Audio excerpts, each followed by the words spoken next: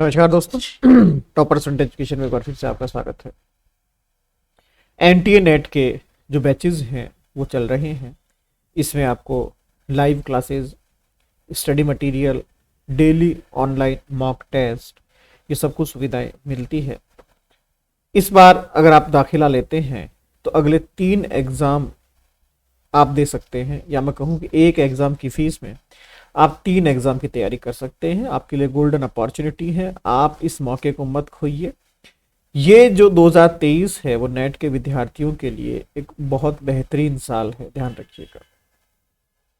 आज का जो प्रश्न है आपका, आज का जो डाउट है आप विद्यार्थियों का, मेरे पास जब इंक्वायरी आती है, कॉल आते हैं, तो उनका एक बेसिक डाउट आप समझ लीजिए, इसको एक बेसिक प्रश्न समझ लीजिए बच्चों का, कि सर फिलॉसफी का फ्यूचर क्या है।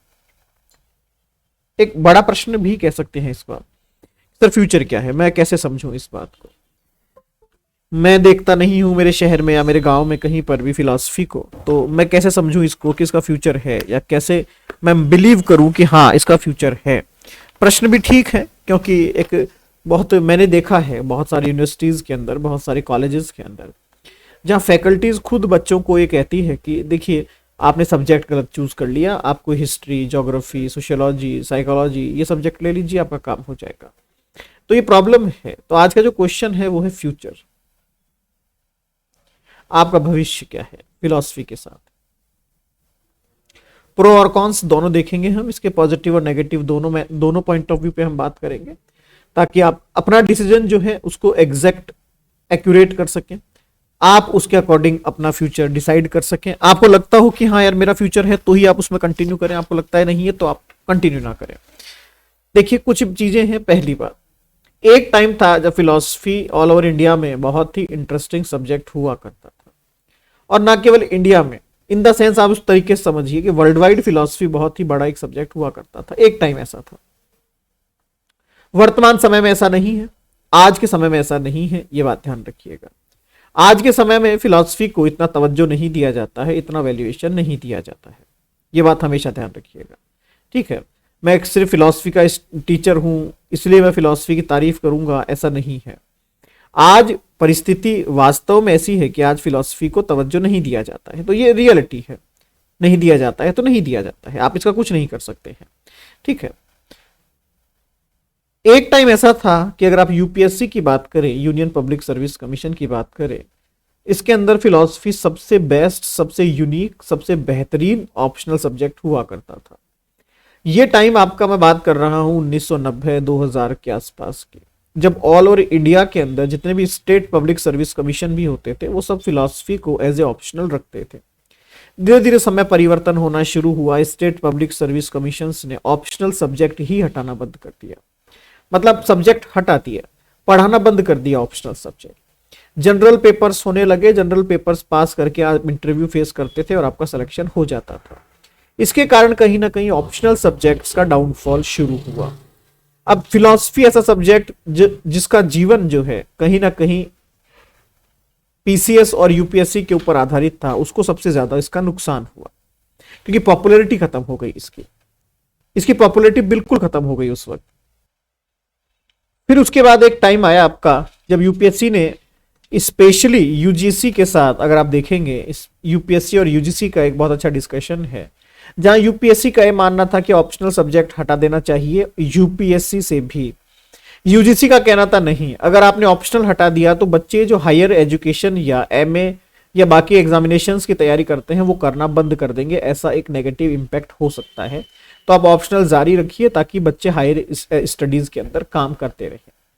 अब दूसरा इसका पॉइंट ऑफ व्यू देखिए आप फिलॉसफी के रिगार्डिंग, बाकी सारे एग्जाम्स हैं आपके या बाकी सारे सब्जेक्ट्स हैं आपके, उनका first grade teaching, second grade, third grade अगर आप देखते हैं तो स्पेशली फर्स्ट ग्रेड के अंदर जिन्होंने बीएड और मास्टर्स किया हुआ है वो लोग इसके लिए एप्लीकेबल होते हैं। बट अगर आप देखेंगे तो फिलॉसफी की वैकेंसीज इसमें कंपैरेटिवली बाकी सब्जेक्ट्स बहुत कम आती है।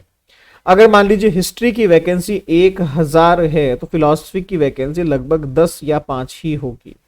तो ये चीजें थोड़ा सा नेगेटिव या फिर फिलॉसफी का नेगेटिव पर्सपेक्टिव दिखाती है कि फिलॉसफी में फ्यूचर नहीं है। कॉलेज एजुकेशन की आप बात करेंगे, चूंकि स्कूल एजुकेशन में ही ये सब्जेक्ट प्रमोटेड नहीं है, तो बहुत सारी कॉलेजेस तो इसको एज ए सब्जेक्ट एक्सपेक्ट ही नहीं करती और एक्सेप्ट भी नहीं करते। तो वहां जब सब्जेक्ट की एक्सपेक्टेंस ही नहीं है तो टीचर्स भी वो हायर नहीं करते हैं। तो ये फील्ड भी कहीं ना कहीं अपने आप में अंधेरे के अंदर गिरा हुआ है। तो ये तो हो गया सारा वो पॉइंट ऑफ व्यू जो आप और मैं देखते हैं कि फिलॉसफी डार्क एज में चल रहा है, डार्क एरा में चल रहा है, अंधकार में कहीं खो सा गया है। अब आते हैं दूसरे पहलू पर फिलॉसफी के, जिसके अंदर आप काम कर सकते हैं।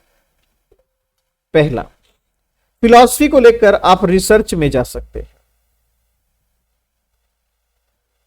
फिलॉसफी को लेकर आप रिसर्च में जा सकते हैं। रिसर्च मतलब हायर स्टडीज के बाद आप जब पीएचडी में जाते हैं तो ये फील्ड आज भी सभी सब्जेक्ट्स के लिए बहुत सेफ है।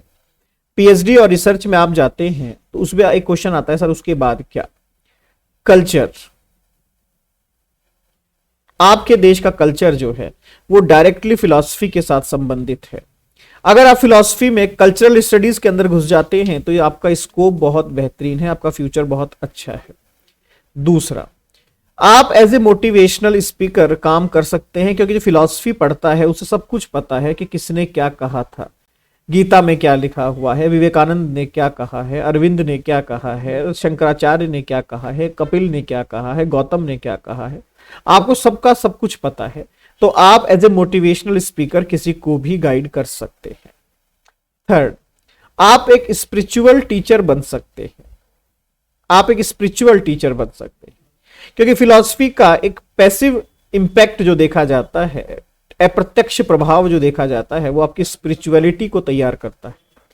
कहीं ना कहीं, जरूरी नहीं है सभी पर करे, पर एक डायरेक्ट इंपैक्ट नहीं है, इनडायरेक्ट इंपैक्ट है कि आपकी स्पिरिचुअलिटी को इंपैक्ट करता है थोड़ा सा। तो आप एक स्पिरिचुअल टीचर भी बन सकते हैं। ये बहुत अच्छा स्ट्रीम है, बहुत पैसा है इसके अंदर भी। थर्ड, हम इसमें देखते हैं,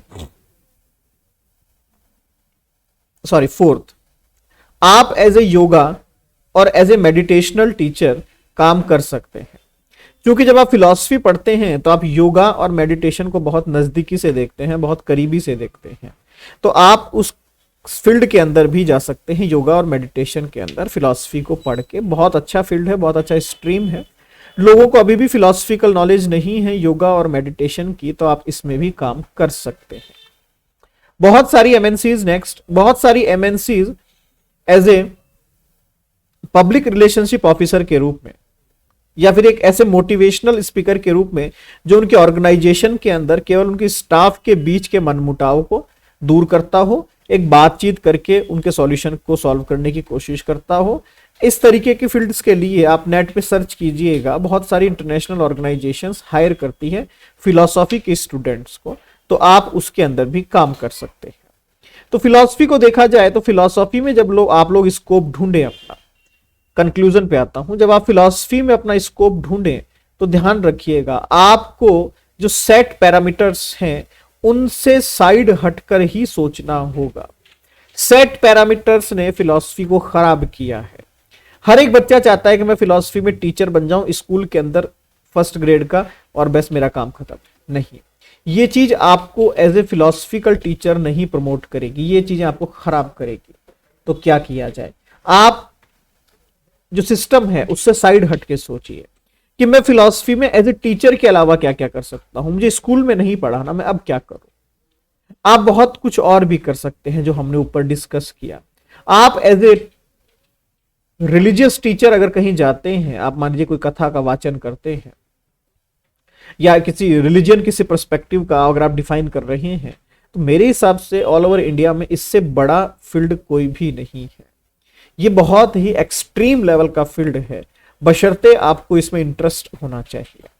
ये बहुत बड़ा फील्ड। दूसरा आता है आपका एज ए मोटिवेशनल स्पीकर। आप एज ए मोटिवेशनल स्पीकर, आप देखिएगा नेट के ऊपर उठा करके, मोटिवेशनल स्पीकर्स जो हैं वो सारी वही बातें कर रही हैं जो आप लोग पढ़ चुके हैं या आप लोग पढ़ने वाले हैं। आप अगर देखेंगे एज ए योगा और मेडिटेशनल टीचर, तो यहां पर भी कोई कमी नहीं है फील्ड के अंदर पैसे की, तो यहां पर भी आपका फ्यूचर तो सेफ है। देखिए, मैं फिर से कह रहा हूं, अगर आप फर्स्ट ग्रेड टीचर या फिर आप सेकंड ग्रेड टीचर या फिर कॉलेज टीचर के हिसाब से स्कोप ढूंढ रहे हैं तो शायद फिलॉसफी आपको निराश करेगी। लेकिन अगर आप चाह रहे हैं कि मैं एंटरप्रेन्योरशिप शुरू करूं, मैं आत्मनिर्भरता की तरफ बढ़ूं, मैं खुद का स्टार्टअप शुरू करूं, मैं खुद का एक बिजनेस शुरू करूं, तो फिलॉसफी शायद आपके लिए बहुत अच्छा हो सकता है।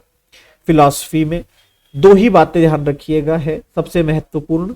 पहली बात, फिलॉसफी में आपको बना बनाया कुछ भी नहीं मिलेगा कि साहब ये एक रास्ता बना हुआ है, मुझे भी इसी रास्ते पर चल रहा है, क्योंकि सभी लोग इसी रास्ते पर चलते हैं।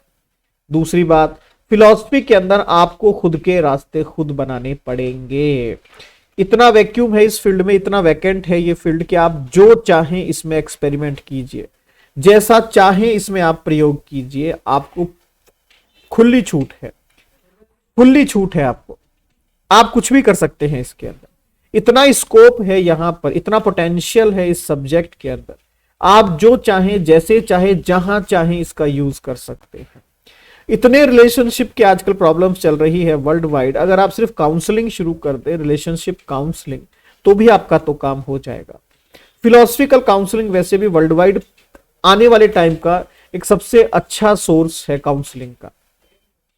साइकोलॉजिकल काउंसलिंग अब धीरे धीरे खत्म हो रहा है, फिलोसफिकल काउंसलिंग प्रमोट हो रहा है, वहां पर भी आपका बहुत अच्छा स्कोप है। तो ओवरऑल अगर आप देखेंगे तो आपको लाइन से हटके सोचना पड़ेगा, तो फिलॉसफी आपके लिए गोल्डन अपॉर्चुनिटी देने वाला है। और अगर आप चाहते हैं कि मुझे सेट पैटर्न पर जॉब मिल जाए, तो फिलॉसफी आपको जॉब की गारंटी नहीं देता, ये क्लियर दिमाग में रखिएगा। अगर आप केवल नौकरी ढूंढ रहे हैं छोटी मोटी, तो फिलॉसफी में नौकरियां नहीं है। नौकरियां नहीं है इन द सेंस, अगर 1000 बच्चे एग्जाम की तैयारी कर रहे हैं तो सीट है 1 या 2, कंपटीशन बहुत ज्यादा है। लेकिन अगर वो 1000 विद्यार्थी कोई एंटरप्रेन्योरशिप के लिए चले जाते हैं, कोई नया स्कोप शुरू करते हैं, योगा क्लब शुरू कर दीजिए, मेडिटेशनल क्लब शुरू कर दीजिए, काउंसलिंग सेंटर शुरू कर दीजिए, मोटिवेशनल सेंटर शुरू कर दीजिए, रिलीजियस स्पीकर बन के आगे आ जाइए, तो फिलॉसफी ही फिलॉसफी आपके चारों तरफ घूमना शुरू कर देगी। ठीक है, तो ये फिलॉसफी की रियलिटी है जो मैंने आपके सामने डिस्कस की है। कल हम एक और नए टॉपिक को लेकर आपके सामने आएंगे, तब तक के लिए बहुत बहुत धन्यवाद।